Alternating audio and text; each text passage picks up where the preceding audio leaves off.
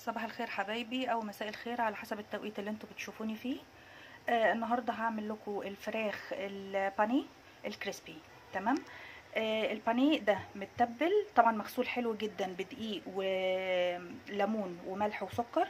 نقعته شويه وبعدين شطفته حلو قوي وبعدين حطيته في التتبيله دي. التتبيله دي عباره عن بصل. التتبيله دي عباره عن بصل مفروم، وحطيت عليه خل وملح وفلفل وزعتر. تاني بصل، ملح وفلفل وزعتر وخل. تمام. النص ليمونه دي معايا بتشيلي الزفاره، فبحب احطها كده معايا بعد ما اكون عصرتها، بحب احطها بالمنظر ده. تمام. وهقعده يعني على قد ما انت قادره تقعديه قعديه. التتبيله كل ما قعدت كل ما بتدي نتيجه حلوه قوي.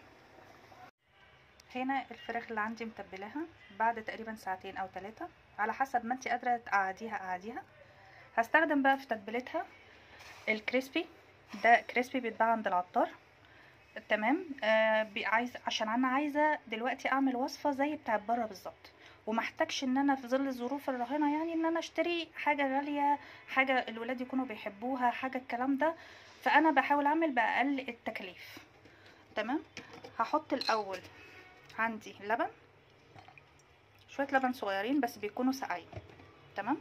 خلي بالك ان انا عايزه الخليط اللي عندي ده يكون تخين شويه، فهعمل ايه؟ هحط شويه خل صغيره كده على اللبن واسيبه شويه، وبعد كده هكسر عليه البيضه وملح وفلفل بس.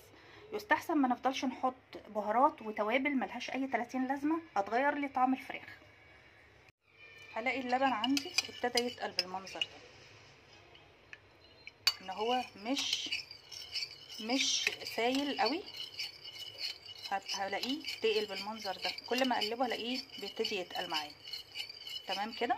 هكسر عليه البيضه وملح وفلفل. هنا كسرت البيضه وملح وفلفل اهي. ابتدي اربها جامد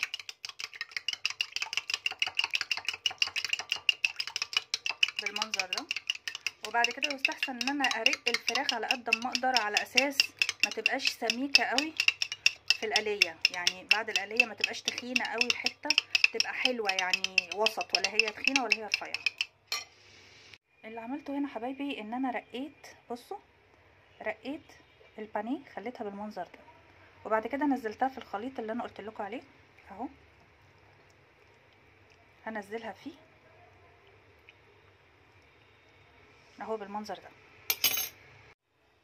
بعد كده هنزل في الكريسبي اهو من الخليط على الكريسبي على طول، بس اخلي بالي ان اضغط كويس كده بالمنظر ده علشان ما تفكش مني. وعشان كده انا قلت لكم خلوها رفيعه، على اساس ايه؟ لما بحط الكريسبي بتلاقوها تخنت شويه اهي بالمنظر ده اهي. هحطها هنا عندي واخد حته تانية اهي.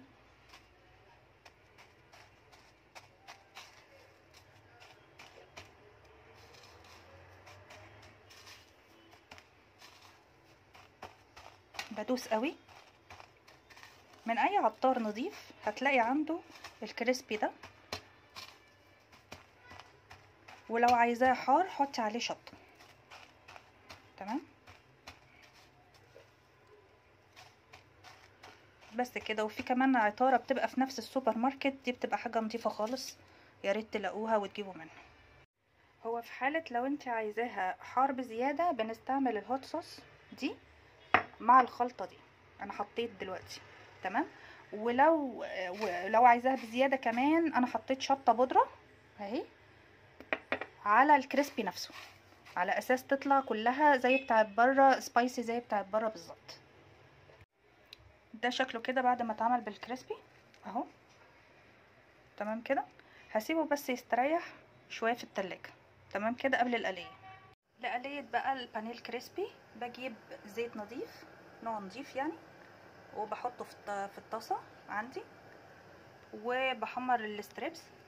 هو ممكن ينفع ستريبس على فكره، يعني هو بانيه كريسبي، بس ممكن ينفع ان انت تقطعيه بطريقه الستريبس. طيب اللبن والخل ليهم بديل الزبادي.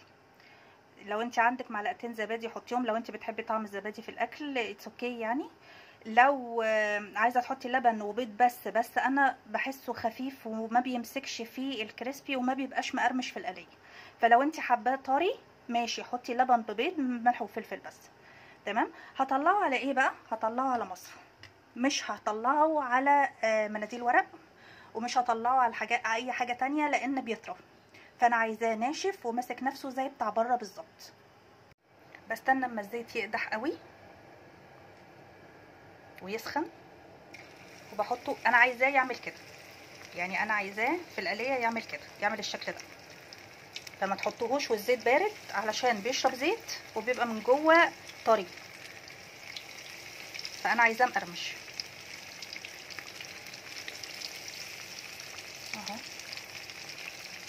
بالمنظر ده شكله يا جماعه كده في القليه. بستنى لما يحمر خالص من تحت واقلبه كده. بستنى لما يحمر اهو واقلبه. يا ريت ما تنسوش اللايك وسبسكرايب للقناه لو اول مره بتشوفوني، وفعلوا الكل علشان يبان لكم كل ما هو جديد. ولو في كومنت عند اي حد يا ريت يفيدني، انا عارفه كلكم اساتذه يعني. بس كده بستنى عليه لغايه لما يحمر من تحت واقلبه بالراحه. ادي الحتت اهي اللي انا طلعتها اهي، وبسيبها تتصفى على مهلها وتنزل الزيت بتاعها على مهلها اهي. دهبي اهي ومقرمشه على فكره، مش عارفه ابين لكم الصوت بس هي مقرمشه يعني، حلوه جدا وشبه الجاهزه بالظبط. ادي الشكل النهائي ليه اهو، وحاطه تحتيه برضو الطبق علشان ينزل كل التصافي بتاعت الزيت. تحفه يا جماعه تحفه، وبجد الذهبي لونه وشكله تحفه وريحته جميله جدا جدا اهو. ولا نجيب بقى حاجه من بره ولا نشتري الحاجات اللي بقت اسعارها فظيعه ولا اي حاجه، وكله في البيت ونظيف، وانتي عاملاه بزيت مضمون من البيت، وكلها حاجه البيت. اشوفكم في فيديو جديد. باي باي.